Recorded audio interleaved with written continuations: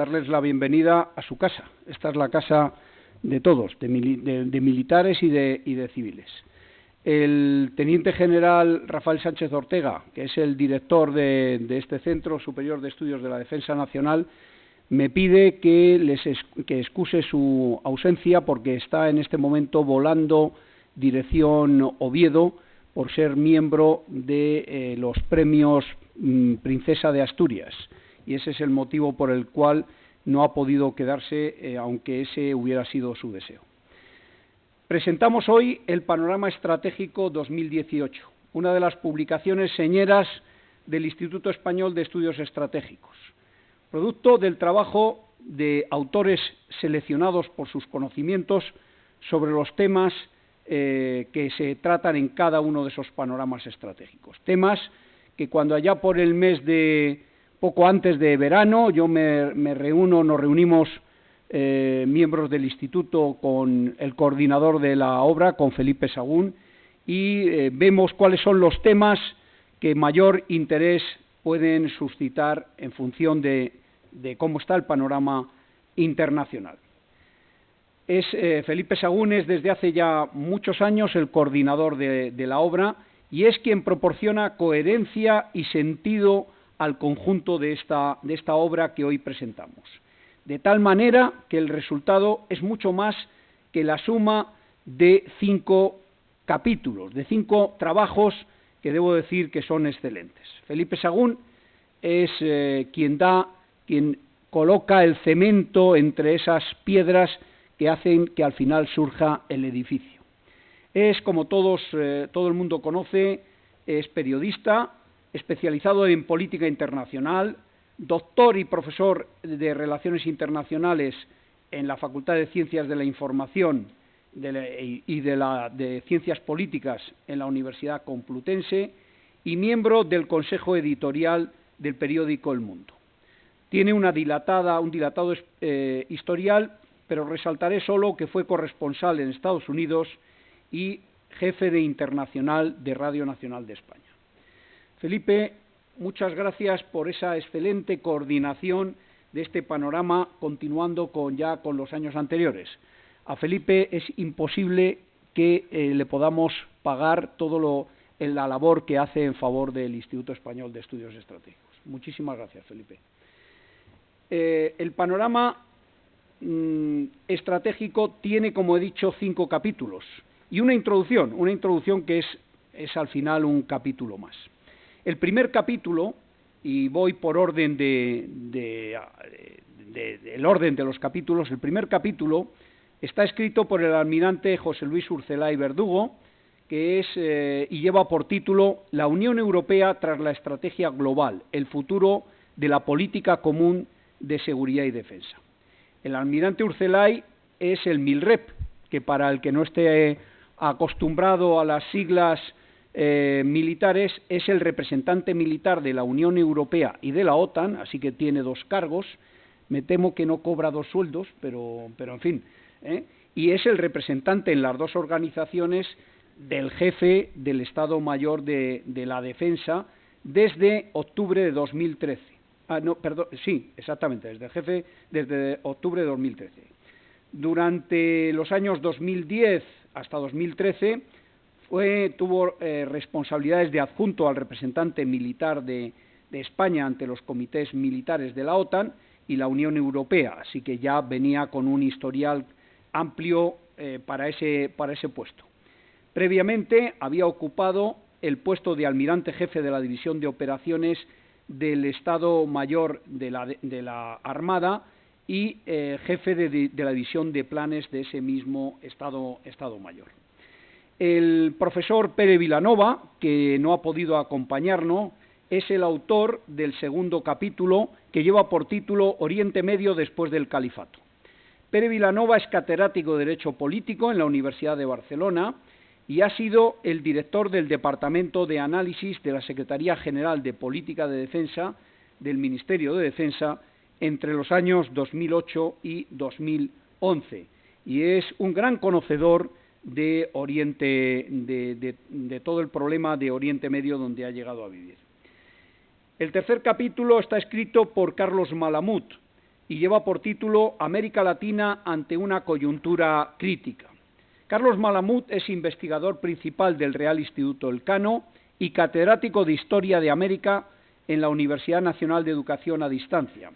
Es miembro de la Academia Nacional de la Historia de Argentina y ha sido seleccionado como uno de los 50 intelectuales iberoamericanos más influyentes según la revista Es Global.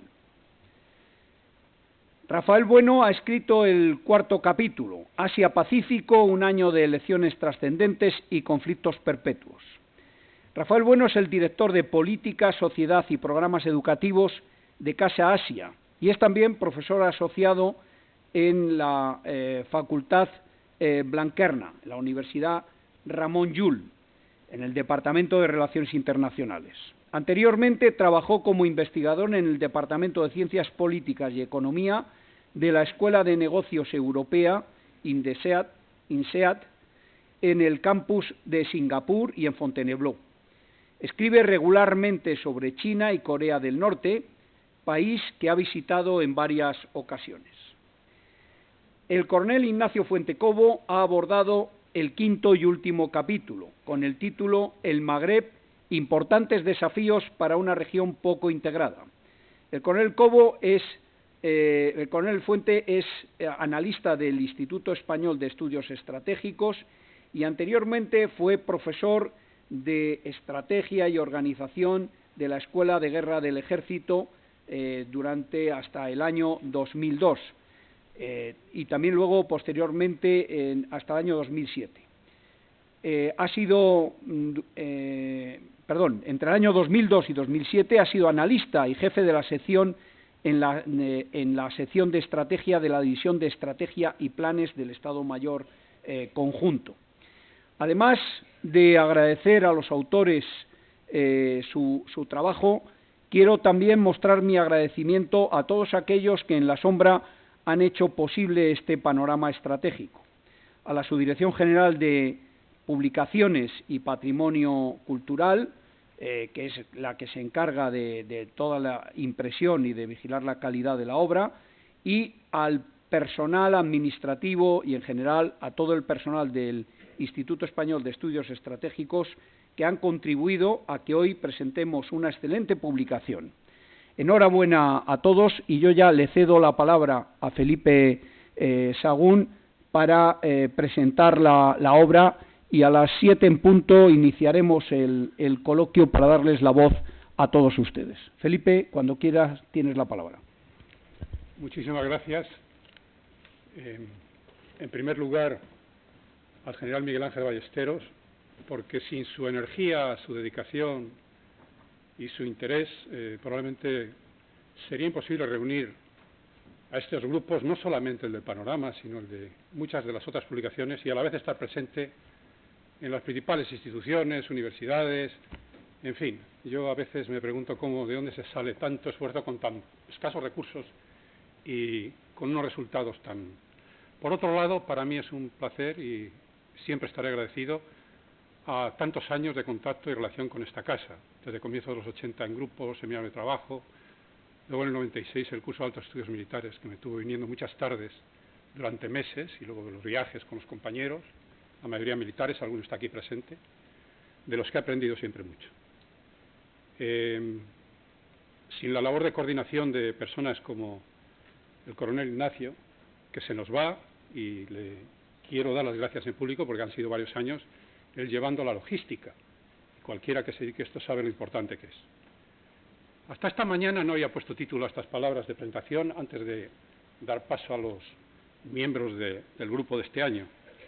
Y mira que me ha costado, a pesar de que todos estamos oyendo y hablando y discutiendo y tratando en seminarios, el problema de la actualidad como la nueva Guerra Fría. Y leyendo el Washington Post ayer por la mañana mientras tomaba café, que es con lo que voy a terminar hoy la presentación, dije, no sé por qué estamos dudando, con lo claro que está, señor mío, la nueva Guerra Fría, sí señor. Ahora, bueno, en los principales informes de prospectiva, cuando cerramos este panorama a primeros de año, muchos daban ya por hecho que estamos en un sistema post-estadounidense. muchos daban por hecho que los Estados Unidos con la administración Trump habían renunciado y estaban renunciando de forma dosificada, posiblemente, al liderazgo mundial que Estados Unidos ha tenido durante muchos años. Yo me pregunto si se ha acelerado en el primer año y medio del mandato de Trump, como se dice en muchos de los informes. Estoy pensando en el anuario de la Carnegie. Lo llaman ellos el descenso a un estado jovesiano de la política internacional. Podemos afirmar que es así. ¿Qué defiende realmente Trump hoy en Siria, en Irak, en Afganistán, respecto a Irán, en las dos Coreas, ante Rusia y China, en el comercio internacional, en sus relaciones con Cuba, en sus relaciones con Venezuela, en sus relaciones con Colombia, con México? ¿Cuál es realmente su posición? ¿Tiene una estrategia clara? ¿La tiene? ¿La conocemos? ¿Si la tiene? ¿O la está cambiando? ¿O hay varias, según quien hable, cada día, cada mañana, y tal vez por eso haya cambiado de jefe de seguridad nacional 3 veces en un año? A lo mejor ahí está la respuesta. Algunas de las decisiones iniciales que más preocupaban cuando presentamos este anuario hace un año, la retirada del TPP, la retirada del Acuerdo de París sobre cambio climático, la escalada más retórica que militar por Washington en Corea, parece que se están intentando corregir. La última, las relaciones con Corea, de lo que vamos a hablar esta tarde bastante bien, de forma sorpresiva. Y veremos a ver si no se vuelve a cambiar las tuercas en pocas semanas. Pero los temores que hace 4 meses, cuando cerramos el programa, se han evitado, también son importantísimos. La retirada del pacto nuclear con Irán, problema, no sabemos si dentro de 4 días, el 12, estaremos ahí ya. La imposición de nuevas sanciones a Rusia, como las de marzo, que han destartalado, desequilibrado por completo un mercado tan importante para el mundo como el del aluminio, de lo que hablaron, aunque de esto no se informó mucho en los periódicos, en la Casa Blanca, tanto la canciller alemana como el presidente francés el otro día, bastante. Pero sobre todo el riesgo de una guerra comercial con China y con otros países. Se ha evitado, era lo peor, lo que más temíamos, y sin embargo podemos tener estos problemas sobre la mesa y dominar la agenda en los próximos meses. Bueno, si de forma clara, condicionada, y ya entro en Oriente Medio porque no tenemos aquí al autor para decir unas palabras, y yo me despido de esto. Washington rompe el acuerdo con Irán para forzar la revisión de lo pactado en 2015, lo previsible es que se deteriore la seguridad regional, que se refuerce la línea más antioccidental del régimen iraní. Probablemente ya está ocurriendo, simplemente con la posibilidad. Que aumente la volatilidad en el mercado de petróleo. ¿Por qué creen que esta mañana el petróleo ha superado los $75, el Brent? Por primera vez desde 2014, Teherán va a tener menos incentivos para colaborar en las paces de Siria, de Irak, en Líbano, en Gaza, en Afganistán. ¿Por qué va a colaborar si echamos abajo lo que tanto costó atar y acordar? Y previsiblemente se van a agravar los 2 principales enfrentamientos en la zona de Oriente Medio, que es el de Israel con Irán y el de Irán con Arabia Saudí. Bueno, todavía no estamos en ese punto. Y dejando a un lado los tweets y los problemas con la justicia de Trump, en su primer año y medio se han evitado, repito, las decisiones más graves. Y desde luego ha sido un año infinitamente mejor si lo comparamos con el de Trump en Corea en 1950. Le pilló también desprevenido por completo y por sorpresa lo que ocurrió en Corea en ese momento a la administración norteamericana. Lo comentábamos en la comida, la situación y las promesas de Johnson cuando sucede después del asesinato a John Kennedy y dice jamás mandaré soldados a Vietnam en los primeros meses del 64, lo que luego nos encontramos, y no digamos lo que pensaba George Bush, hijo, hacer y lo que acabó haciendo en Afganistán e Irak después del 11S. Tampoco previsto. Por lo tanto, tenemos que analizar los hechos con los precedentes que ya conocemos. Después de defender como candidato a la retirada de Estados Unidos de las principales guerras, la administración Trump ha cedido a lo que le han aconsejado a los militares, ha mantenido y ha reforzado las misiones principales en marcha desde Afganistán al África Occidental y en solo 8 meses aprobó ataques aéreos en todos los países con objetivos bombardeados durante los 8 años de Obama. En 8 meses. Luego, a eso tenemos que atenernos. Pero, a falta de una estrategia clara de Occidente respecto a Siria, este fin de semana se ha empezado a emitir un especial de balance de la corresponsal en Oriente Medio de la BBC. ¿Qué ha pasado en Siria en estos años de guerra y dónde vamos? Por cierto, en BBC Radio, no en televisión, en audio. No tiene desperdicio. Sí ha habido estrategia contra Daesh clarísima. Cuando digo es respecto a Siria y al régimen sirio. Parece que en este momento nos conformamos con debilitar al régimen de Assad, dado que acabar con él se descartó hace tiempo ya por todas las razones que ustedes conocen, fundamentalmente dificultando la recuperación del control de todo el territorio, sobre todo el norte del país, donde están las principales instalaciones de petróleo y sus principales recursos hidráulicos. Sin una Siria y un Irak pacificados y unidos, toda la región va a seguir fragmentada y debilitada. Las franquicias o reencarnaciones de Al-Qaeda, del Estado Islámico, van a seguir encontrando espacio para la insurgencia y para las acciones terroristas. Va a ser inevitable.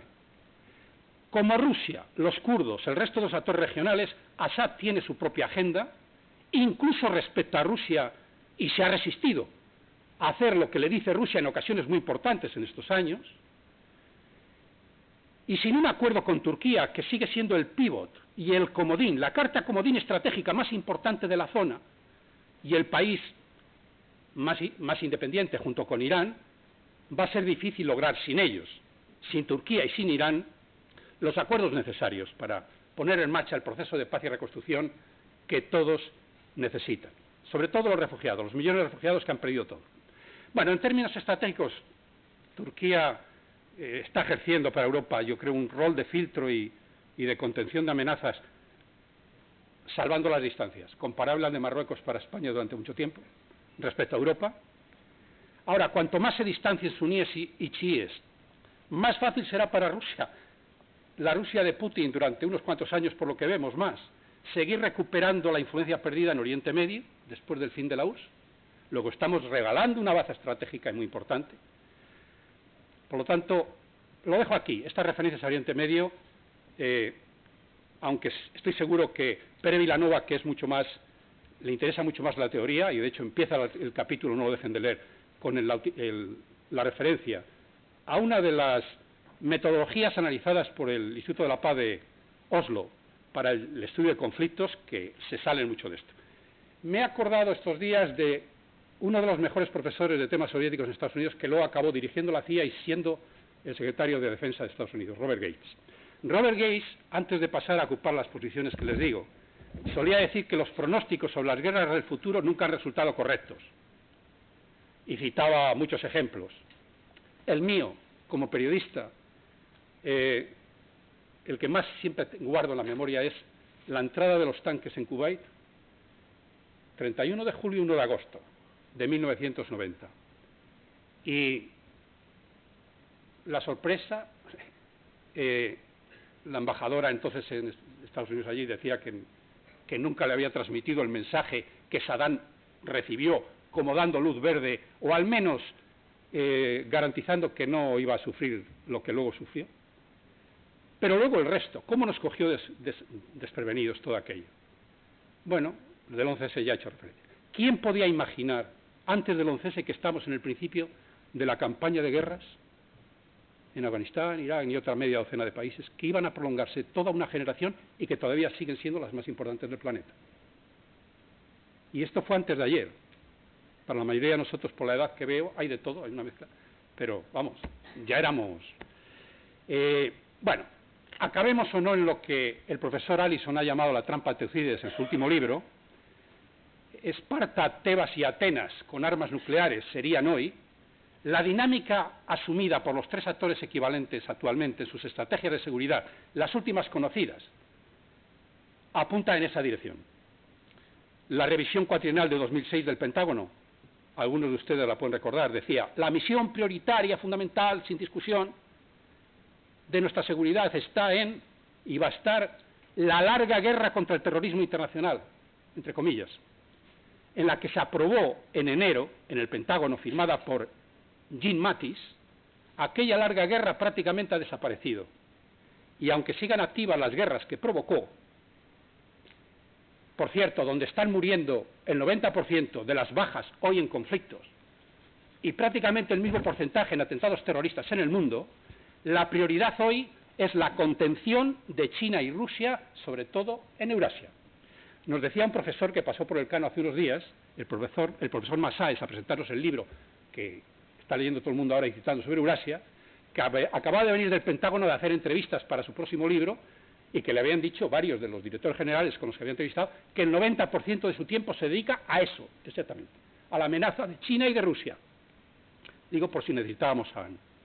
Por cierto, me ha interesado mucho escuchar, y lo tienen en la red, las intervenciones en el Congreso esta primavera de los mandos unificados de combate de Estados Unidos, regionales, el PACOM, EUCOM y CENTCOM. En sus presentaciones, todos ellos han enumerado cuáles son los problemas de cada uno, cuáles son las necesidades que tienen para cada uno de los mandos, y todas están referidas a estas amenazas, las armas que están, el comportamiento tanto de China y Rusia, etcétera, etcétera, etcétera. Y termino con el desayuno ayer con el Washington Post. Titular: la Navy resucita la segunda flota para proteger la costa este y el Atlántico norte de Rusia. El viernes, el almirante Richardson, que es el jefe de operaciones navales, explicaba que con esa decisión Estados Unidos está aplicando nada más la revisión de Mattis de enero y que responde al desafío estratégico de China y Rusia. A largo plazo, añadía, y al convencimiento, y aquí es donde ese convencimiento yo creo que arranca desde hace ya bastantes años, yo creo que desde los últimos años de Bush, luego lo avanza Obama y ahora lo ha acelerado Trump, luego no nace de ayer, de que las guerras de contrainsurgencia desde el 11S han consumido un gigantesco fondo de recursos, billones con B, y que los resultados no acaban de ser los que deberían corresponderse a ese esfuerzo. Y que al mismo tiempo lo que ha hecho es dejar el campo libre para que en la competencia global y a largo plazo Rusia y China sigan defendiendo y ocupando espacios estratégicos sin que desde Occidente se responda como se debería. Más o menos esa es la idea.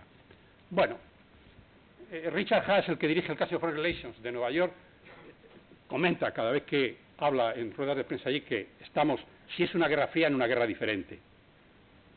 Y es verdad, pues se produce en un contexto ideológico totalmente diferente, en una economía global de mercado, en una regresión democrática de rebrotes nacionalistas y populistas que nos preocupa a todos y cada vez más, y que aquí la hemos vivido, y que es muy distinto todo esto a la situación que vivíamos en la bipolaridad, cuando yo empecé a caminar por estos pasillos, ¿no?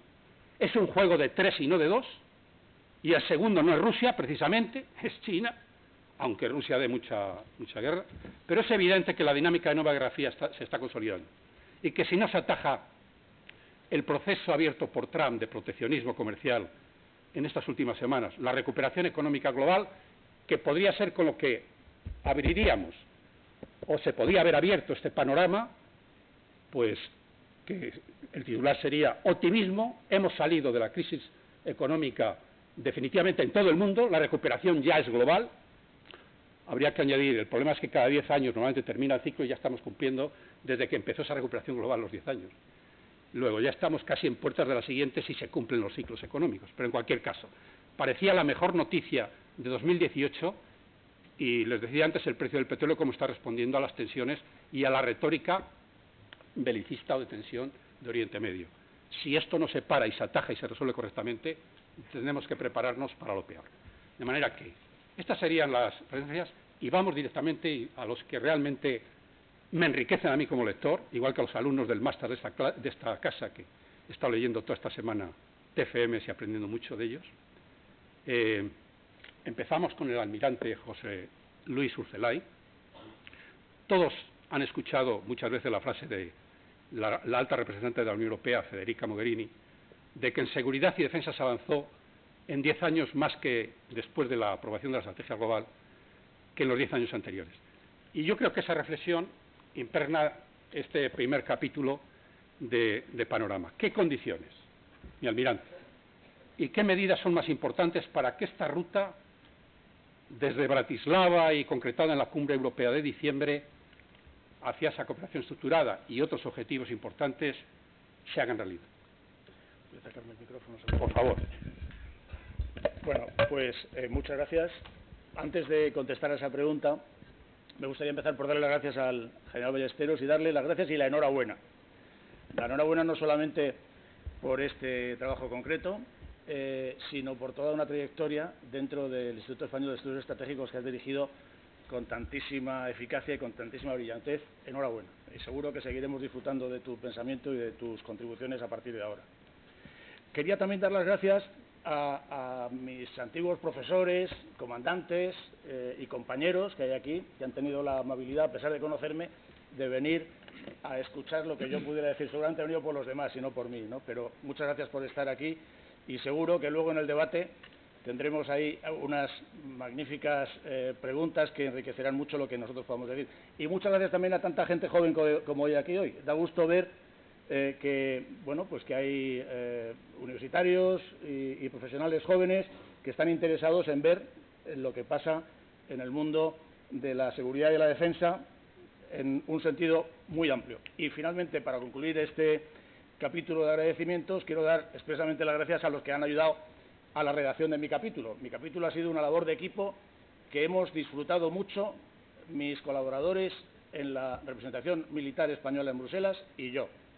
Un auténtico trabajo de equipo que creo que nos ha enriquecido. Tratábamos en este artículo, en este capítulo que hemos redactado, sobre nuestro trabajo de cada día. O sea, no era un tema que nos fuese ajeno, pero sin embargo creo que redactándolo y discutiéndolo, pues hemos mejorado mucho nuestra perspectiva. Felipe Sagún, en su introducción, en su intervención, ha comentado muchos de los condicionantes de la redacción de la Estrategia Global de Seguridad de la Unión Europea y de las reacciones que han venido a continuación, que simplificando entiendo que es la pregunta que me haces. La actitud cada vez más asertiva, más fuerte de Rusia, la anexión de Crimea, la actitud de sus fuerzas armadas en la mar, sobre todo, y en el espacio aéreo, la aparición del Daesh, que sí acaba de ser derrotado, pero hemos estado todavía muchos años, mucho tiempo luchando contra ello, las migraciones que han seguido a las primaveras árabes y los flujos, la inestabilidad en el norte de África, en otras regiones, todo esto ha producido en la población europea una sensación de inseguridad, de inquietud, que es lo que ha provocado la reacción que se ve comparando la estrategia europea de seguridad de Solana en el año 2003 con la estrategia de Mogherini del año 2016.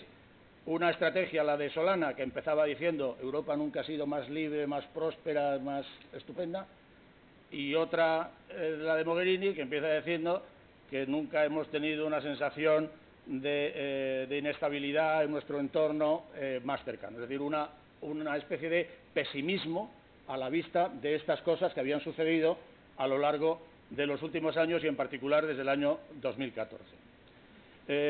A esta sensación de inestabilidad, de inseguridad por parte de los europeos, que no se siente en todas partes igual.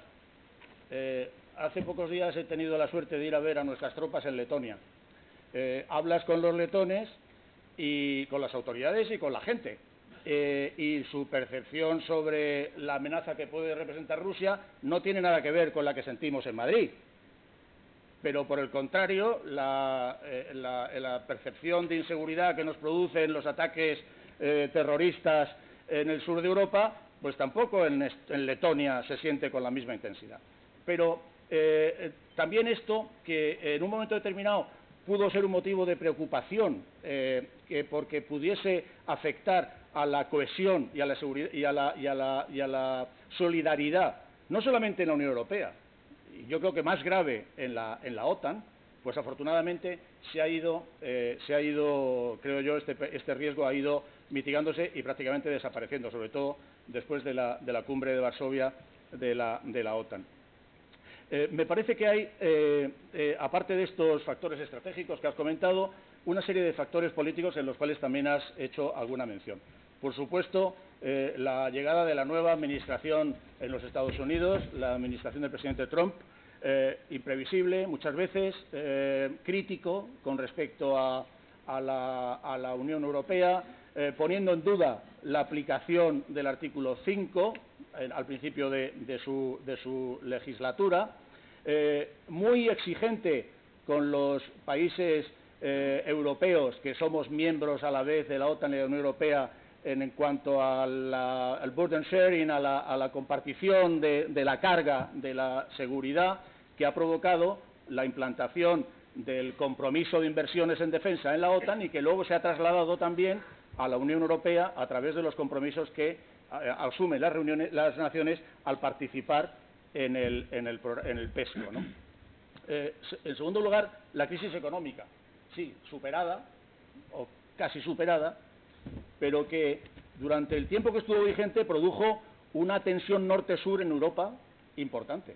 También un factor que podía afectar y que yo creo que en cierto modo afectó a la solidaridad de las naciones y que produjo la aparición de los populismos. Los populismos que, en mi opinión, tienen su expresión más importante en el tema que nos ocupa de la Unión Europea en el Brexit. El Brexit, que es una malísima noticia, en mi opinión, es una decisión que creo que muchos votantes británicos en este momento no piensan lo mismo que pensaban cuando fueron a las urnas, que nos hace a la Unión Europea perder a un país con unas enormes capacidades militares, con una muy importante influencia política, entre otras cosas porque son un miembro permanente del Consejo de Seguridad de las Naciones Unidas, un país que tiene el arma nuclear y un país que tiene unos profesionales tanto en la diplomacia como en la defensa de primerísima categoría. Y esto, sin duda, se va a notar en la Unión Europea y se nota ya, viéndolo venir, en la Unión Europea. Pero que, por otra parte, tiene también un efecto que podríamos llamar positivo, porque ha tenido un efecto estimulante en la Unión Europea. El Brexit, el Reino Unido, durante muchos años ha sido el gran freno de la progresión, del avance de la política común de seguridad en Europa. En el aspecto de presupuesto, en el aspecto también de la participación en determinadas operaciones y misiones, y también en el aspecto de la creación de las estructuras que son necesarias para poder llevar a cabo esas misiones y operaciones. Bueno, y como reacción a todas estas cosas, aparece la Estrategia Global de Seguridad y Defensa. Una estrategia que incluye por primera vez un nivel de ambición concretado en la protección de Europa, la gestión de crisis y la seguridad cooperativa. La gestión de crisis y la seguridad cooperativa no tienen en sí mismas ningún tipo de controversia. Todo el mundo las acepta porque es lo que la Unión Europea ha venido haciendo a lo largo de mucho tiempo. Sin embargo, la protección de Europa ha habido que explicarla muy bien. Ha habido que explicarla muy bien, sobre todo a nuestros aliados norteamericanos, que veían en esta protección de Europa y de sus ciudadanos una especie de competencia con la Alianza Atlántica. Pero bueno, la protección de Europa hay que interpretarla como simplemente la plena aplicación de lo que ya estaba previsto en los tratados de la Unión Europea y el refuerzo de la conexión seguridad interior, seguridad exterior y la actuación en determinadas áreas de seguridad como puede ser el ciberespacio, contraterrorismo, guerra híbrida, etcétera, ¿no? Y finalmente me gustaría hablar, prácticamente enumerándolos, y seguro que luego en el debate a lo mejor alguno de ellos les interesan a ustedes, una serie de medidas concretas que se pusieron en marcha en aplicación de la Global Strategy y también de la hoja de ruta de Bratislava. La hoja de ruta, los líderes europeos llegaron a Bratislava en un momento de enorme pesimismo, un momento justo después del Brexit, cuando había otros líderes europeos que cuestionaban también su permanencia en la Unión Europea. Parecía que podía cundir el ejemplo y que otras naciones también se planteasen dejar la Unión Europea. Bueno, pues en contra de ese pesimismo lo que surgió fue una lista de cosas concretas, como fue la implantación de la PESCO la muy recientemente anterior, la aplicación a petición de Francia de la cláusula de asistencia mutua, poco después la implicación de la Comisión Europea también en financiar actividades de la Unión Europea, el establecimiento por primera vez de un cuartel general en Bruselas, la Military Planning and Conduct Capability, la capacidad de conducción y planeamiento militar que dirige todas las misiones no ejecutivas de la Unión Europea, la aplicación reforzada del Integrated Approach, ¿no? de la aproximación integrada más allá de la global en la Unión Europea, y muy recientemente, estamos en ello, el establecimiento de un fondo, la European Peace Facility, que servirá para financiar actividades militares de la Unión Europea y de sus países socios. En resumen, un momento estimulante, un momento positivo y un momento en el que parece que la reacción que han tenido los líderes europeos ha sido la reacción que hacía falta para revertir ese momento de pesimismo y de inquietud. En la organización habíamos pensado 5 minutos por cada ponente y, claro, yo había pensado en varias preguntas. Como periodista es que se me queda, no sé si al almirante le puedo pedir una respuesta de un sí o un no, pero como en los editoriales del País, sobre todo por nuestro amigo Nacho Torreblanca, no para de darle golpes. Estamos jugando por debajo de nuestro peso, un sí o un no y una explicación. ¿España realmente está por debajo de nuestro peso desde ese mirador privilegiado que es la representación de España ante la OTAN y la UE? ¿Sí o no? No, yo creo que España es un país líder y un país comprometido en el aspecto político. Nuestro gobierno está dentro del Quad, del grupo de 4 naciones que, por supuesto, con una mayor relevancia en el caso de Alemania y de Francia, pero también con Italia, los 4 países que tiran adelante de toda la política común de seguridad y defensa. Nuestro país, en el ámbito militar, participa en todas y cada una de las misiones y operaciones de la Unión Europea, con un peso específico tan grande de que somos el primer contribuyente en personas, y desde luego yo pienso que sí, vamos, que estamos muy comprometidos, que vamos hacia adelante y que creo en ello. Muchas gracias. Me apostaría que este va a ser el titular de mañana. Carlos, en el título del anuario de prospectiva que hace todos los años el Economist, decía el editor Daniel Franklin, en el de 2018, decía, 2018 va a ser un año decisivo en muchos frentes, y citaba: Corea, Brexit, Congreso, reformas económicas en China, elecciones en Estados Unidos de noviembre y elecciones en una serie de países. Ahí mencionaba Brasil, México, Colombia, Rusia, Italia, Venezuela, etc. Sé que en esto llevas mucho tiempo trabajando. ¿Qué balance podemos hacer de las ya celebradas en América Latina y en las 2 o 3 fundamentales que nos esperan? De Venezuela casi prefiero no hablar del 20 de mayo. Me interesan quizás más las otras 2, México y Brasil. Bien, gracias Felipe, gracias general. Volver a colaborar en el anuario en el panorama estratégico ha sido un gran honor. Y es verdad que entre octubre de 2017 y diciembre de 2019 se va a votar, o ya se ha votado, en 14 países de los 18 de América Latina. Esto implica que el cambio que está teniendo lugar en la región va a ser importante. Se han celebrado elecciones en países como Chile, como Honduras, recientemente en Paraguay, Costa Rica. Y si al principio del ciclo, de este intenso ciclo electoral, decíamos que aún es pronto para ver si, como dicen algunos, el continente latinoamericano está girando a la derecha o al centro derecha, esta prevención yo creo que sigue siendo válida. Ha triunfado la derecha en Honduras con modos poco ortodoxos, por decirlo de alguna manera. Ha triunfado el centro derecha en Chile, pero ha triunfado el centro izquierda en Costa Rica, por ejemplo. Y hay pendientes elecciones como las de México y Brasil, sobre las que tú insistías, Felipe, que tienen un alto grado de incertidumbre. en México, que hay elecciones dentro de 2 meses. De momento, quien va en cabeza es López Obrador. Y aquí hay que incidir en que, a diferencia de muchos otros países como Brasil, por ejemplo, o Colombia, que tiene elecciones muy pronto, en México hay una sola vuelta y gana aquel candidato que obtiene mayor número de votos, aunque sea un voto de diferencia. De momento la elección está planteada a 3, y en una elección a 3 López Obrador tiene más posibilidades de ganar. Si finalmente esta elección queda planteada a 2, las opciones de López Obrador se van a reducir considerablemente.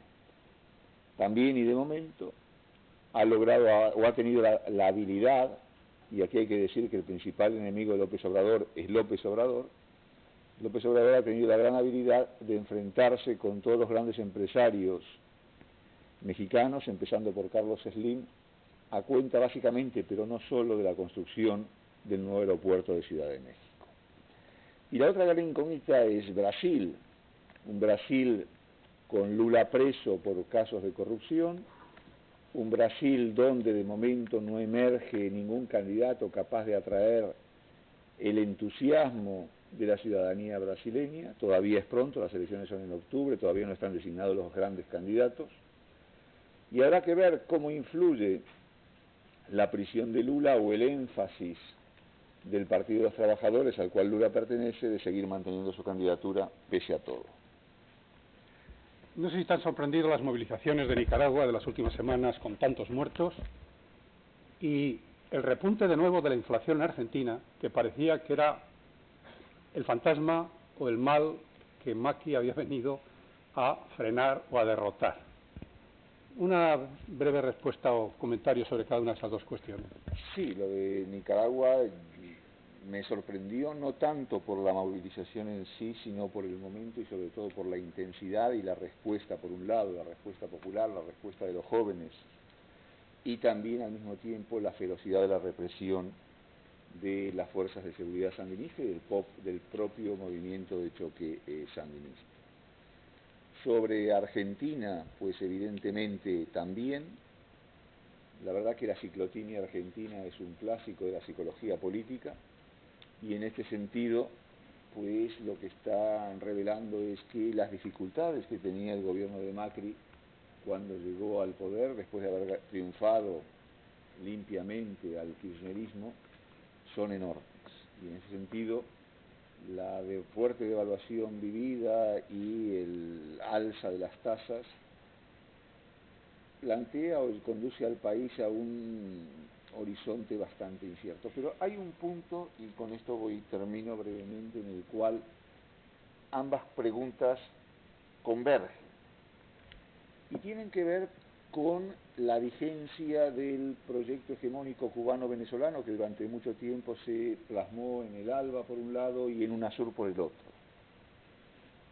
Recientemente 6 países latinoamericanos, entre ellos Argentina, Colombia, Chile, Perú, Paraguay y Colombia, es decir, los 6, abandonaron temporalmente UNASUR.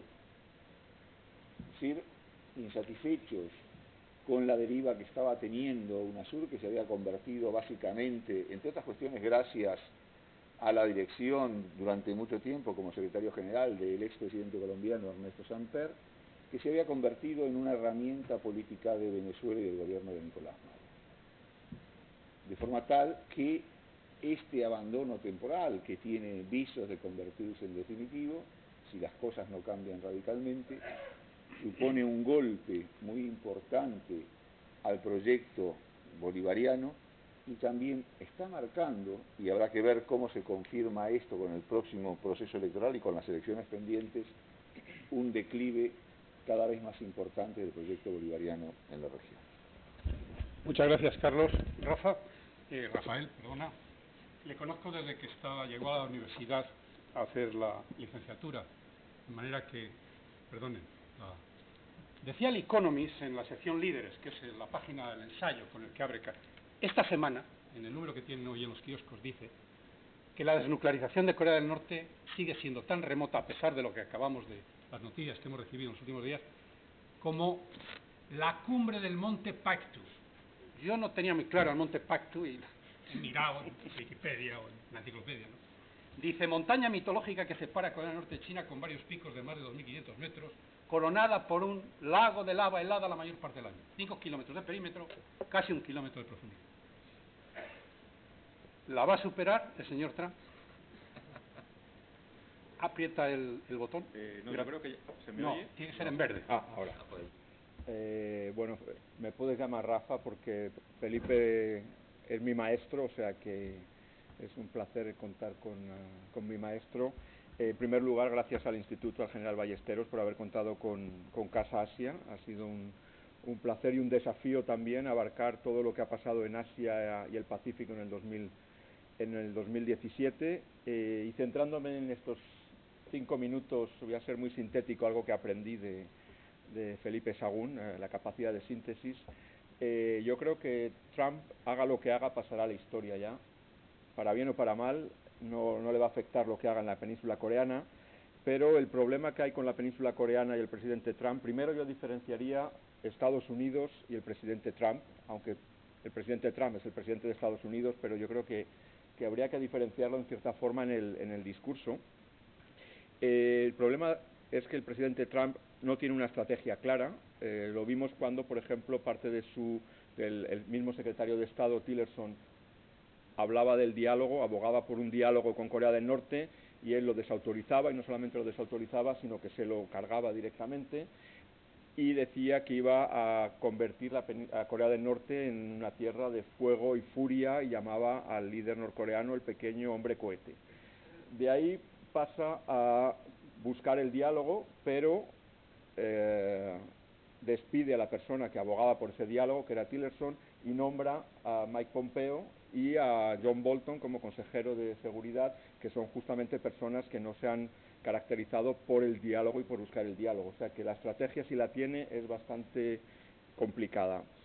El otro problema también que yo señalaría es que Donald Trump lo que busca fundamentalmente es el efecto mediático. Muchas veces lo busca para evitar que los medios se centren en lo que le está pasando en el propio Estados Unidos, y también no hay que olvidar, como se ha mencionado, las elecciones legislativas que habrá en el mes de noviembre y donde previsiblemente pierda la mayoría en el Congreso, en el Senado y en la Cámara de Representantes. O sea que estará en una posición muy elevada, muy débil. Probablemente la estrategia que también tiene Donald Trump es acabar con toda la herencia del presidente Obama. Lo hemos visto con el cambio climático, lo hemos visto con las relaciones con Vietnam, lo hemos visto en la estrategia de seguridad nacional cuando cambia de Asia-Pacífico a Indo-Pacífico. En fin, que si su estrategia es acabar con el legado de Obama es complicado. Y el último problema que veo es Donald Trump lo que le va a pedir a Kim Jong-un es la desnuclearización de los dos programas que tiene, el nuclear y el de programas balísticos, y para ello necesita que el programa sean desmantelados de forma irreversible, verificable. Lo hemos hablado en la comida, esto es muy complejo, y que sea completo. Yo creo que esto será muy complicado de aceptar por el régimen norcoreano. Quizás todo este tema de Corea ha ensombrecido y ha dejado fuera de los periódicos o los titulares una noticia que a mí me pareció muy importante por las pocas veces que ha ocurrido en los últimos 60 o 70 años, que es una cumbre de China y la India, esta vez en Wuhan, del presidente Xi y de Modi. Parece que China sigue adelante, no hay semana que no dé algún paso nuevo que reafirme sus ambiciones estratégicas. Y lo último, no sé si nos puede decir que tienes información que lo corrobore, que lo confirme, parece ser el despliegue de misiles en 3 islas de las Spratly en las últimas semanas. En cambio, en la diplomacia y en la retórica, Pekín sigue ofreciéndose como la gran alternativa o el modelo alternativo para la gobernanza mundial. ¿Qué posibilidades ves de un éxito en esa gran oferta? Bueno, yo creo que el que Pekín se convierta en una alternativa para la gobernanza mundial se lo está poniendo en bandeja en parte Estados Unidos, porque el presidente Trump, su estrategia o su campaña vimos que era el América primero, ¿no? O sea, que se está cerrando, mientras que China está haciendo justamente lo opuesto, ¿no? Se está abriendo al exterior. Este año se cumple el 40 aniversario del inicio de las reformas económicas en China, que inició Deng Xiaoping en el año 78, y hemos visto cómo China en tan solo 40 años ha conseguido lo que otros imperios no conseguían no solo en décadas, ¿no? En siglos. Entonces yo creo que China se está convirtiendo en un modelo para la gobernanza mundial para aquellos que consideren que el desarrollo económico y solamente el desarrollo económico puede ser la prioridad número uno. Para aquellos que vean que la creación de un Estado de Derecho es también fundamental, aquí ya el tema cambia. Y el tema cambia también fundamentalmente desde que en el último congreso del Partido Comunista Xi Jinping cambia la Constitución y quita esta cláusula que había de los 2 mandatos. Ahora ya no hay mandatos, Xi Jinping puede permanecer en el poder el tiempo que lo considere oportuno, también acabando con el liderazgo colectivo que caracterizaba y que dejó establecido Deng Xiaoping. Y yo creo que esto lo que está mandando es un mensaje también un tanto negativo, ¿no? al mundo, porque se están recuperando algunas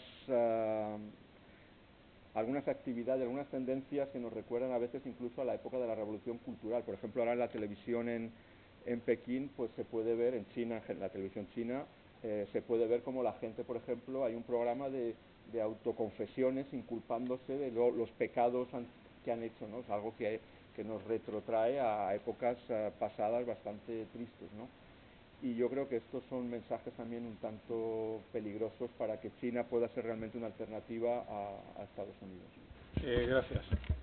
Ignacio, la última noticia de la zona que cubres en tu capítulo es que te pregunto primero si se puede confirmar y decir, o sigue siendo simplemente parte de una información sin confirmar, que Marruecos ha roto con Irán. Si es así, podemos considerarlo que es un triunfo de Arabia Saudí o una compensación por la gran cantidad de ayuda recibida durante tanto tiempo por Marruecos del régimen saudí. Sí, vale, muchas gracias, Felipe.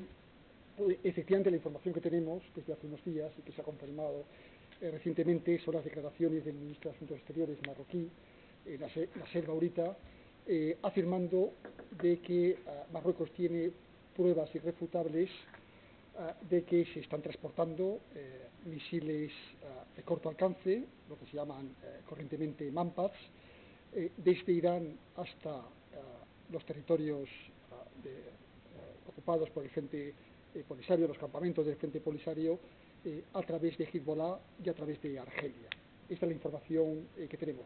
Las consecuencias materiales de que al final se terminen rompiendo relaciones entre Marruecos e Irán habrá de confirmarse, habrá de verse los próximos días, ¿no? A mí me parece que este fenómeno o este efecto que hemos visto estos días, que no es nuevo porque ya hubo un periodo de rupturas entre Marruecos e Irán entre los años 2009 y 2014, hay que entenderlo en 3 dimensiones.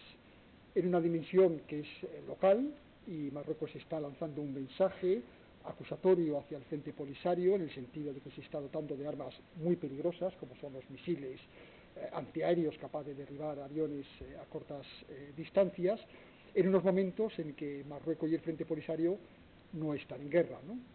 En un contexto también regional, se está mandando también una acusación a Argelia, el competidor regional clásico de Marruecos en la zona, en el sentido de que no es capaz de controlar las actividades de una embajada extranjera como la de Irán en Argel, permitiendo este tipo de tráfico de armas a través de su territorio, ¿no? También se está lanzando un mensaje en el campo internacional en 2 direcciones. Una, efectivamente, como apuntaba Felipe en su pregunta, hacia Arabia Saudí.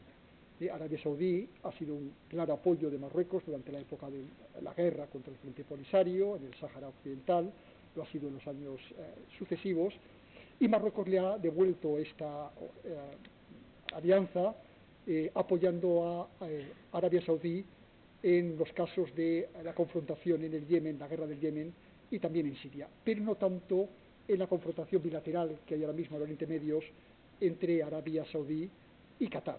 A mí me parece que esta es una forma de compensar a Arabia Saudí en el sentido de decirle: no te apoyo tanto en Qatar, no olvidemos que también en Marruecos el partido que está gobernando actualmente de Justicia y Desarrollo es próximo a las tesis cataríes, pero sí, sin embargo, sí te apoyo de una manera muy directa en tu confrontación regional contra Irán. Y finalmente un mensaje muy claro hacia los Estados Unidos en unos momentos en que los tambores de guerra, como se ha apuntado anteriormente, parece que se están batiendo en la zona de Oriente Medio y las naciones se están posicionando en esta dialéctica de confrontación entre los Estados Unidos e Irán.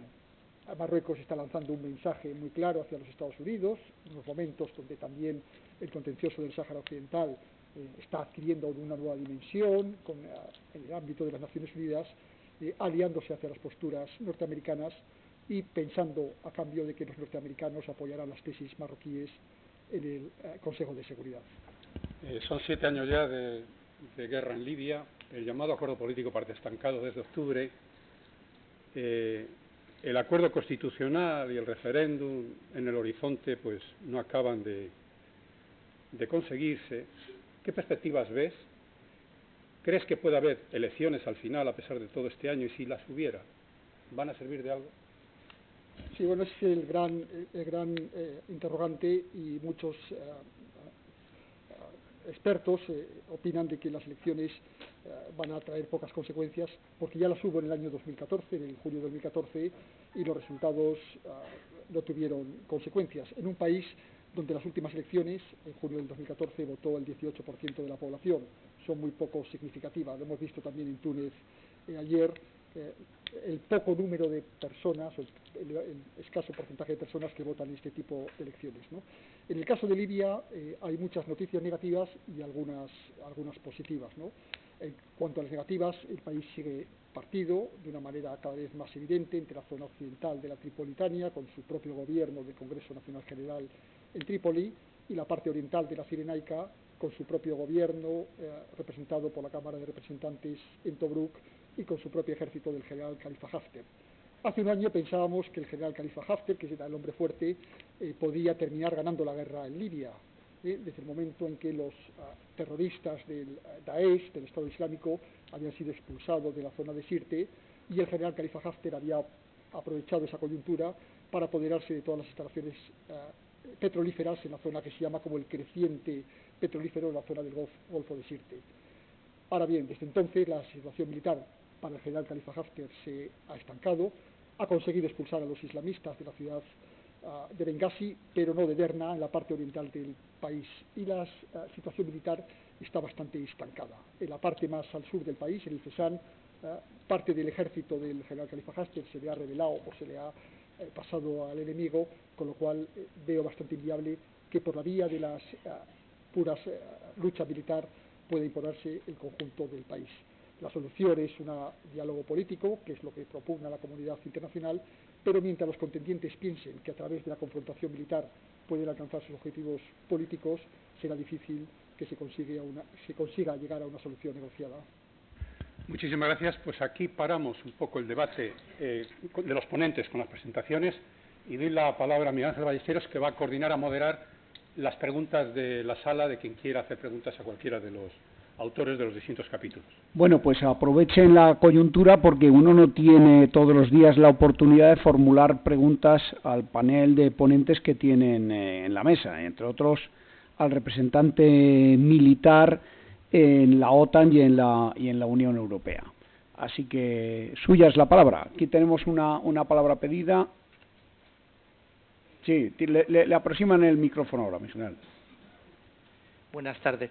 Me llamo Ángel Tafalla, soy almirante retirado, y bueno, agradecer las intervenciones que han sido pues muy estimulantes. Yo quisiera reaccionar a una cosa que ha dicho don Felipe Sagún como coordinador al principio: si estamos en un mundo multipolar o no, echándole un poco la culpa a Trump, A mí el señor Trump no me gusta mucho, y no es que lo diga aquí, sino que llevo 1 año y pico publicando tribunas en La Razón, atacando la impredictibilidad pero me parece un poco simplificar, echarle la culpa a Trump, porque ya el presidente Obama había iniciado un retraimiento, entendiendo por retraimiento la sustitución de una política coherente mundial por acciones cinéticas puntuales que no tienen ningún hilo conductor, y que empezó con el retraimiento en Siria. O sea, yo no creo que sea problema de Trump.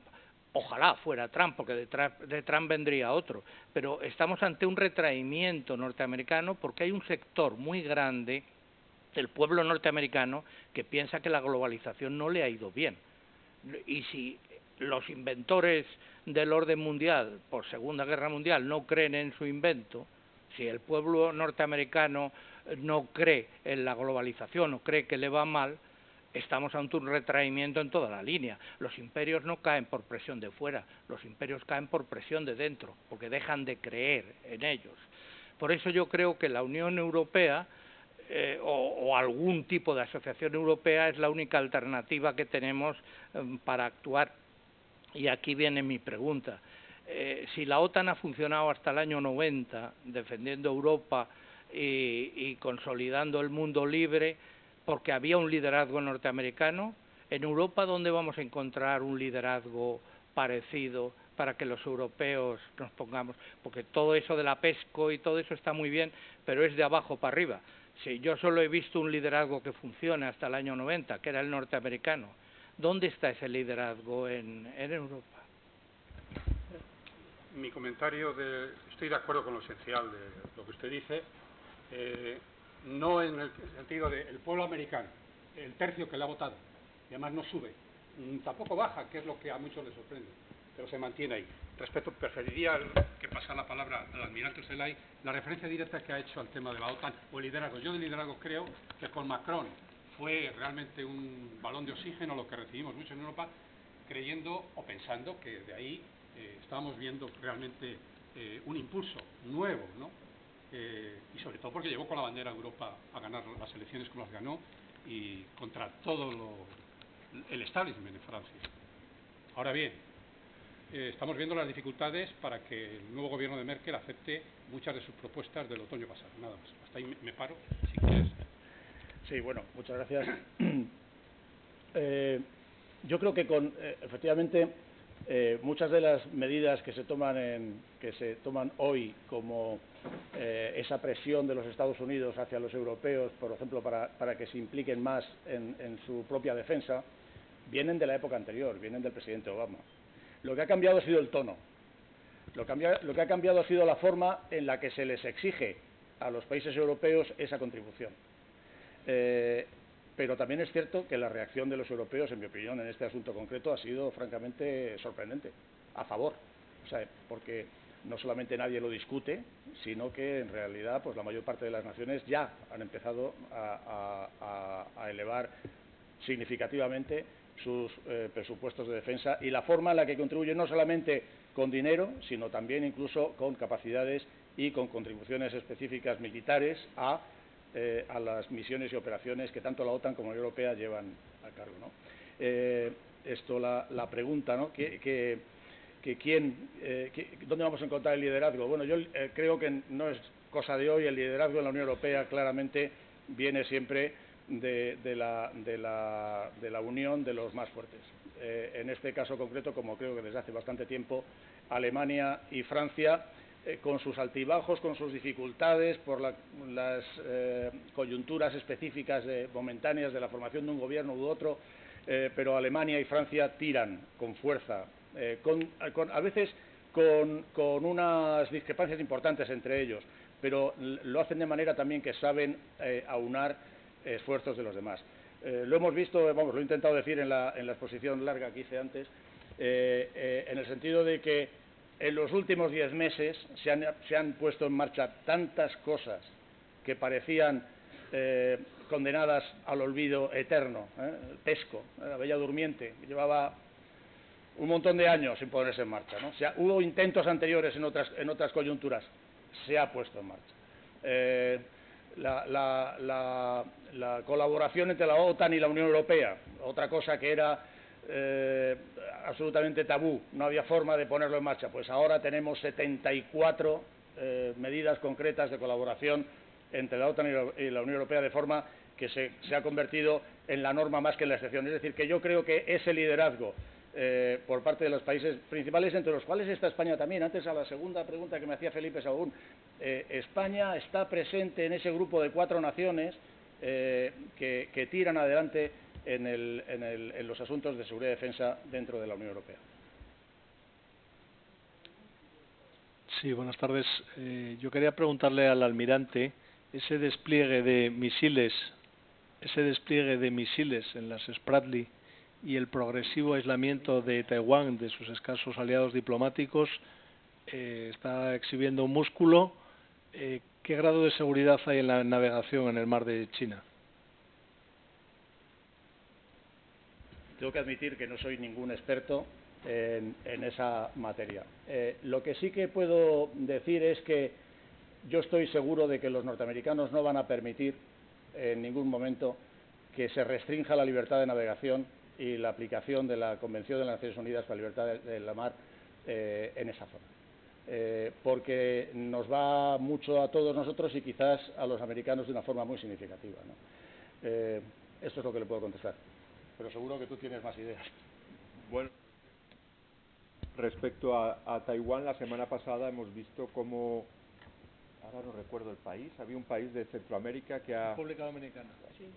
República Dominicana, que ha cambiado las relaciones diplomáticas con Taiwán y se ha pasado al lado chino, o sea que esto es algo que vamos a ver también cómo se sigue produciendo paulatinamente, porque a Taiwán le quedan ya muy pocos países con los que tiene relaciones diplomáticas, o sea que será una constante. Además es una de los objetivos que tiene el presidente Xi Jinping, recuperar el antiguo imperio y solo le falta Taiwán, porque ya recuperó Hong Kong, Macao en el 97, le resta Taiwán. Respecto al mar del sur de China, yo creo que el presidente Obama tenía una política mucho más restrictiva de control sobre China en esas aguas y quizás a lo mejor Donald Trump es que es tan errática la política, porque por un lado la retórica y el simbolismo y dice una cosa y luego la realidad dice otra, ¿no? Entonces es difícil saber, y luego también cambia mucho dependiendo del día, ¿no? Y de los tweets que pueda mandar, pero será una zona de conflicto seguro. Sí, había una pregunta allí, sí. Buenas tardes, mi nombre es Gabriel Cortina, dirijo un pequeño blog que se llama Artículo 30, Política de Defensa.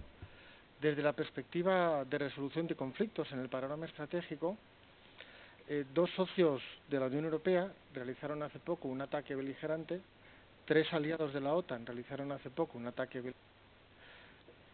El tema Siria. ¿Hasta qué punto estamos hablando de un tema puntual o estamos inaugurando un método de acción, una metodología a la hora de resolver conflictos o participar en conflictos regionales? Gracias. Muy bien, muchas gracias. Efectivamente, yo creo que este es un caso, yo diría que es un caso en el que siempre que se den las circunstancias que se daban en Siria en este momento con la utilización de armas químicas, se producirá una situación como esta. Yo creo que no es expansible a otras situaciones concretas, pero lo que sí que era claro es que las naciones que participaron en estas acciones no querían permitir de alguna manera que se diese la percepción de que se pueden utilizar armas de destrucción masiva y menos contra su propia población de una forma impune. ¿Será esto repetible en otros escenarios ante otras amenazas? Pues probablemente no, pero siempre que cuando haya una amenaza que se considere vital y no sea posible conseguir un acuerdo del Consejo de Seguridad de las Naciones Unidas, nos podremos encontrar en situaciones como la del otro día. ¿Y añadir algo? Sí, por completar lo que ha dicho el almirante, a mí me parece que la administración Trump quiere diferenciarse de la anterior administración Obama en el sentido de que ellos cumplen lo que dicen, de que las líneas rojas, cuando establecen líneas rojas, si alguien las traspasa, ellos reaccionan, ¿no? Y el caso de las armas químicas es un caso paradigmático, ¿no? Y una de las grandes acusaciones a la anterior administración es que cuando se han empleado y habían avisado los norteamericanos en la época Obama de que iban a reaccionar, no lo habían hecho. Trump está lanzando un mensaje de que si se están utilizando este tipo de armas y se están superando este tipo de líneas rojas, ellos van a actuar, aunque sea de una manera un tanto simbólica, porque los efectos de estos ataques han sido más cosméticos que reales, ¿no? Y en cuanto al caso de los aliados, también se está lanzando un mensaje por parte de la administración norteamericana, me parece a mí, que en los próximos conflictos, a diferencia también de administraciones anteriores, ellos lo que procurarán es buscar aliados, aunque solo sea por aquella más vieja máxima de Churchill, de que hay algo peor que ir a la guerra con los aliados, como es el hacerlo sin ellos. Ellos necesitan aliados, aunque solo sea por la legitimidad que le proporcionan en el ámbito internacional. Hola, buenas. Soy José María Maese, de Arbus Defensa en Espacio. Tengo una reflexión. Aquí nos encontramos hace un año, en la presentación del Panorama 2017, y había dos elementos que me llaman mucho la atención, que utilicé más tarde para un trabajo de inteligencia. La primera es que con Trump parecía que se había invertido las alianzas de Obama y de Occidente. A partir de ese momento, Rusia era amiga y China era el enemigo, por un lado. Y luego también parecía ser que Obama, que despreciaba las alianzas multilaterales y prefería los acuerdos bilaterales, estaba un poco harta de pagar la seguridad en Europa y quería irse de Europa, con lo cual existía este riesgo de que la OTAN pues dejara de ser lo que es hoy y moviera fuerzas y efectivos hacia otra parte del mundo, Pacífico quizás, y que los europeos tuviéramos que pagarnos un ejército europeo en toda regla, con unos presupuestos, e invertir esfuerzo en esto. Hoy, mayo de 2018, parece que es lo contrario. Se ha rebajado la tensión en Corea del Norte, Trump ha participado en esas conversaciones, parece ser, o al menos las noticias nos dicen que la cosa se ha relajado un poquito más. China parece ser que campa a sus anchas en el mar sur de China, y incluso pues ahora juegan Estados Unidos y Rusia a bombardearse en Siria, con lo cual ya no es tan amigo Rusia, parece ser que China no es tan enemigo. Y por otro lado, las contribuciones de los países han subido sus presupuestos de defensa en Europa y no parece que el camino sea que tengamos que montar un objeto europeo. La primera pregunta es para varios de los ponentes. ¿Se han invertido la situación realmente? ¿Ya no existe la amenaza de que la OTAN se desintegre? Y por el contrario, esas alianzas cambio entre Rusia y China son como lo vemos hoy, o quizás hay por detrás una cosa a largo plazo que se mantiene de 2017. Gracias.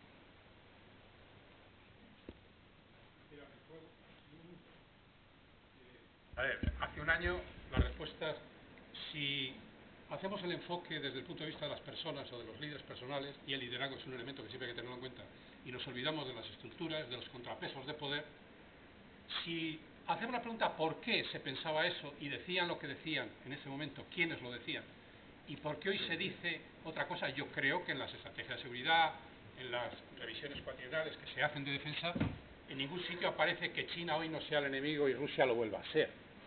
No, en absoluto, al contrario. China sigue siendo el principal adversario. En la palabra enemigo, adversario y competidor a medio y largo plazo, sin duda. Ahora bien, creo que todas las implicaciones, si tratamos de resumirlo, y en la prensa lo tratamos de hacer siempre, lo tenemos que hacer, pero evidentemente conducen a equívocos. Los procesos son infinitamente más complejos. Y por otro lado, para mí, respondería, lo más sorprendente de todo es que en las transiciones de sistemas nadie hubiera pensado hace 25 años que, terminado como fue el sistema bipolar, íbamos a estar 25 o 28 años después, todavía sin que el péndulo, como decía Edward Carr en el libro de el periodo entre guerras, del 19 al 39, que lo explicaba muy bien, anticipando lo que fue la Guerra Fría, y que es uno de los maestros que nos obligaban a leer las escuelas de relaciones internacionales hace ya medio siglo, en Estados Unidos, no se iba a volver a estabilizar. El péndulo no se ha estabilizado. Y esto no es normal en un proceso histórico. ¿Tiene que ver la revolución tecnológica? Pues puede que tenga que ver mucho en ello. Pero es evidente que no es normal. En los procesos de cambio del sistema, cambios de normas, cambios de actores, cambio de conflictos, lo normal es que en una generación se vaya ya volviendo a aclarar el panorama. Me parece que cada día es más confuso.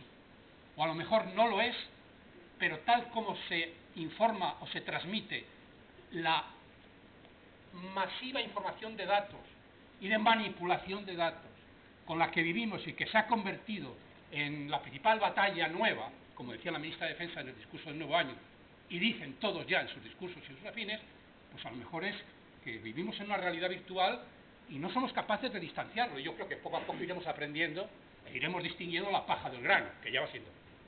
Me parece que me pasa. Sí, en referencia a la península coreana y la rebajada de tensión, yo creo que la clave no ha estado en Donald Trump, que sí que ha jugado un papel, sobre todo acelerando los acontecimientos, pero la clave está en la elección del presidente Moon Jae-in el año pasado. No hay que olvidar que la presidenta Park, que sufrió el impeachment y está en la cárcel por corrupción, estaba completamente en contra del diálogo con Corea del Norte. Ha sido la llegada sorpresiva, en cierta forma, de Moon Jae-in, que además fue colaborador del presidente Kim Dae-jung, que fue el que ganó el premio Nobel por el primer encuentro con Kim Jong-il en el año 2000, y fue colaborador del presidente Roh, que fue también el artífice del segundo encuentro en el 2007. Yo creo que esta es la verdadera clave de la rebajada de tensión en la península coreana, porque hasta hace muy poco, hasta que el 9 de marzo el presidente Donald Trump decide aceptar el diálogo bilateral y directo con Kim Jong-un, la tensión era máxima. O sea que el personaje clave yo creo que ha sido Moon Jae-in. Sí, efectivamente. Perdón.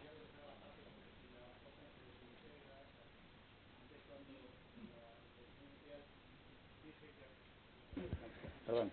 Que había habido un momento en el que esa diferente percepción de la seguridad por parte de distintos países de la OTAN en Europa creó un momento de riesgo para la cohesión de la alianza. Y también dije que en la cumbre de Varsovia esa tensión se había superado y que ahora, en este momento, creo que está el problema muchísimo más mitigado de lo que estaba hace solamente 2 años. La OTAN es una organización absolutamente imprescindible para la seguridad de muchos países europeos. Y estoy convencido de que las misiones principales de la Alianza, la disuasión y defensa, la proyección de las operaciones de crisis y la seguridad cooperativa siguen siendo absolutamente vigentes, y no creo que en este momento, en absoluto, la OTAN esté en un momento de pensar en que va a desaparecer, ni mucho menos. Sí. Buenas tardes, muchas gracias por las interesantes exposiciones. Mi nombre es Carlos Puente. Yo soy antiguo funcionario de la Comisión Europea de Relaciones Internacionales durante 15 años en Bruselas y en países del este, y además he sido agregado comercial de España en Moscú en la época de la Unión Soviética, y he desempeñado mis actividades en Extremo Oriente y en Medio Oriente también. Yo quisiera solamente exponer, acabo de publicar un par de artículos, he enviado a Felipe precisamente una copia, de que estamos en 2 aniversarios, el aniversario del nacimiento de Carlos Marx, el día 5, pero también el 120 aniversario de la guerra hispano-norteamericana, y es el mapa geopolítico igual que hace 120 años. Es decir, Estados Unidos ahora mismo está en una situación en la que quiere una presencia en los 2 grandes océanos y ataca en los 2 grandes océanos. Pero hay un tema que a mí me preocupa y es que del que no se ha hablado, y es en relación con China.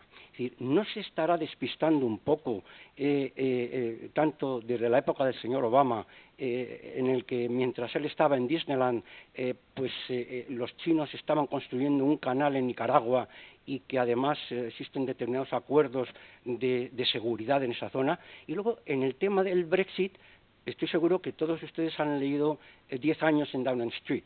Bueno, es que la señora Margaret Thatcher y todos los laboristas odian a sus compañeros de otros países, vamos, los desprecian de una manera increíblemente, en fin, insultante y vejatoria. Y luego, además, quiero decir que acabo de regresar de Salónica de un foro en el que de verdad he sentido vergüenza ajena ver cómo se ha criticado a la Unión Europea y al sistema europeo por parte de grandes grupos norteamericanos, lo cual me parece a mí que eso es inadmisible.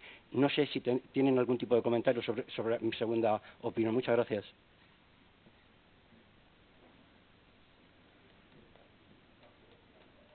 Por la referencia hacia China, bueno, yo no creo que el presidente Obama estuviera despistado. Yo creo que lo que le pasó fue en parte que al perder la mayoría en el Congreso, los problemas domésticos le asfixiaron, ¿no? Toda la energía que puso para pasar el Obamacare, que estamos viendo ahora como el presidente Trump pues no ha conseguido todavía derogarlo. Yo creo que estos problemas domésticos le pasaron factura. Es un poco, se ha hablado de populismos. Yo creo que le va a pasar factura también al presidente Macron en Francia. Estamos viendo ahora manifestaciones de Mélenchon, del Frente Popular, porque todavía están ahí divididos y peleándose, pero acabará pasándole factura y tendrá que centrarse en sus problemas domésticos. Y el ascenso de China yo creo que es imparable, porque no hay que olvidar que China no es que esté llegando, China está volviendo. O sea, China ya fue la gran potencia en el siglo hasta mediados del siglo XIX, y yo creo que es imparable este auge de China. La cuestión está en cómo se gestiona, ¿no?, este auge. El presidente Obama intentó ver a China, como puso en su estrategia de seguridad nacional, como una potencia con la que había que cooperar, y en diciembre del 2017 Donald Trump ha pasado a presentar a China como el enemigo y un competidor. Aquí yo creo que la clave será en cómo se gestione ese auge de China, que es imparable en cualquier caso, ¿no? Sí, un breve comentario sobre Nicaragua. China ni construyó ni quiso construir ningún canal interoceánico en Nicaragua.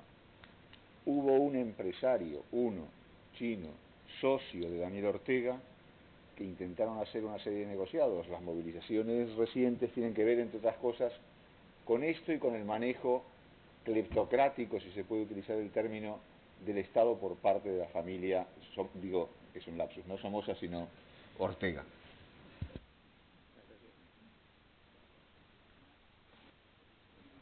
Buenas tardes, mi nombre es Enrique San Martín y soy un simple ciudadano comprometido, entre otras cosas, con la cultura de defensa. Mi pregunta va para Rafael, por supuesto para toda la mesa, pero creo que Rafael es especialista. En parte me ha contestado cuando yo había solicitado la palabra en relativo a lo que está pasando en la península coreana realmente. Efectivamente, yo creo que es clave también que el presidente surcoreano sea el nuevo, pero yo quiero saber con más detalles quién lidera esta iniciativa verdaderamente, quién y qué lidera esta iniciativa y cuáles son los objetivos realmente detrás de todo esto, cuál es la agenda y verdaderamente hasta dónde se quiere llegar, en su opinión. Gracias.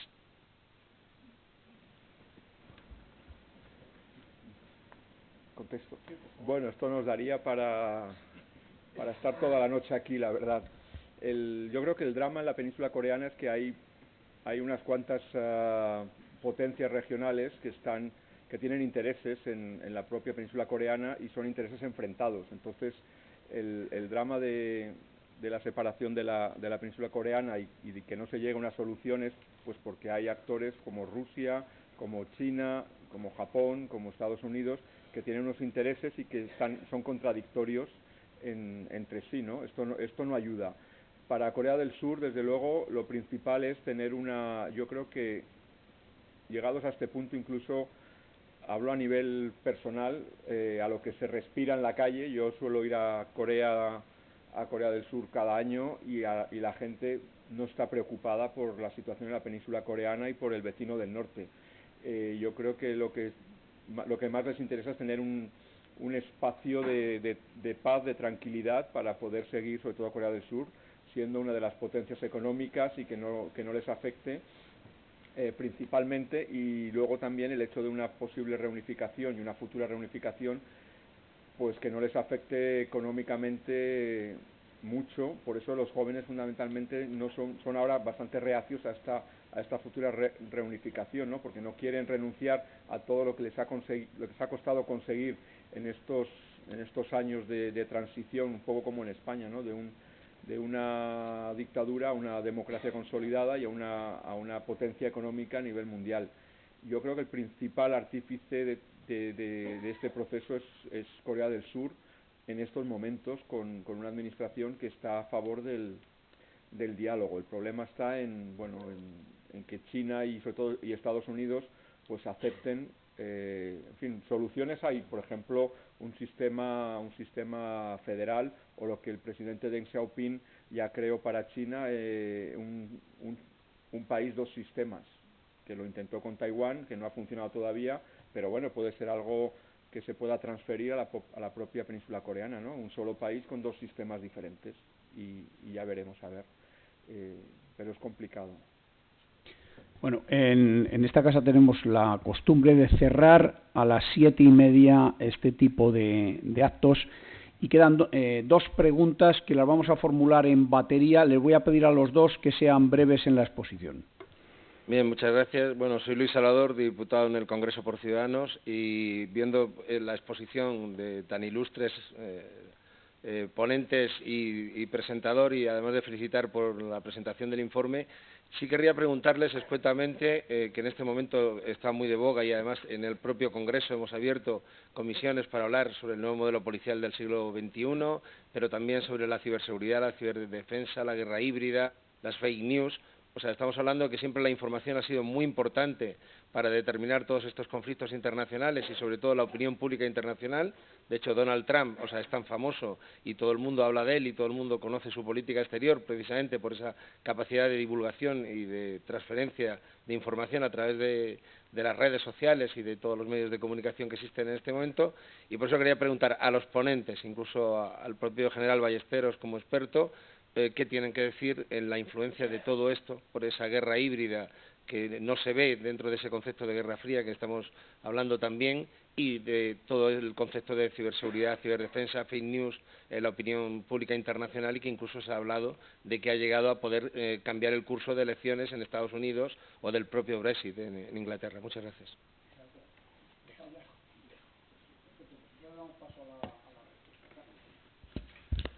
Sí, precisamente hoy en el Comité Científico del Instituto Elcano surgió este tema y se planteó que parte de los cambios que están teniendo lugar no se deben únicamente al tema de la globalización, sino a la incidencia de la revolución digital, que no solamente afecta a la economía, sino también la sociedad y la política sobre estos fenómenos. Entonces no es únicamente una cuestión de propagación de noticias, de cómo se utilizan las noticias para incidir en procesos electorales, sino realmente el problema es mucho más profundo y tiene que ver con cómo incide esta transformación digital, cómo inciden las redes sociales, por ejemplo, cómo incide el manejo del Big Data o el Big Data sobre la conformación de las campañas, la planificación de las campañas, pero sobre todo cómo repercute, y esto es algo que estamos viviendo y que no hay respuestas claras de momento, cómo incide todas estas transformaciones digitales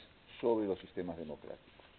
Porque evidentemente todo esto está afectando a la democracia, pero todavía no sabemos ni en qué sentido, ni si va a ser algo beneficioso, que puede serlo, o va a ser algo que va a acabar o va a golpear de una manera muy concreta a los procesos democráticos. Sí, muy brevemente, comentar que las guerras híbridas, en mi opinión, son unas herramientas que van siempre desde el débil frente al fuerte. Cuando un Estado o un grupo es más débil, utiliza este tipo de estrategias de oportunidad. Son estrategias de grupos más débiles frente a oponentes más fuertes, ¿no? Y este tipo de estrategias siempre ha existido a lo largo de la historia, ¿no? Y en otros momentos han sido parte, los hemos llamado asimétricos, etcétera, y ahora les llamamos híbridos, etcétera. Y todo este concepto de las fake news, de las guerras de la desinformación, etcétera, forman parte de esta idea de poder debilitar a potencias más fuertes, atacando a elementos más sensibles como pueden ser la retaguardia, las opiniones públicas, etcétera, ¿no? Ahora bien, que este modelo de conflicto que existe hoy en día no es óbice para que también los modelos de conflictos convencionales sigan existiendo actualmente. Bueno, pues a mí me resta agradecer a los ponentes el que nos hayan ilustrado. Quiero agradecer muy especialmente a los dos ponentes que han venido de fuera, al almirante que viene desde Bruselas y a Rafael Bueno que viene desde Barcelona, pero a todos en general. Y, cómo no, a todos ustedes por haber venido a este acto. Ha sido un verdadero placer tenerles con nosotros. Muchas gracias y espero verles en la próxima, que inmediatamente hay varias presentaciones. Muchas gracias.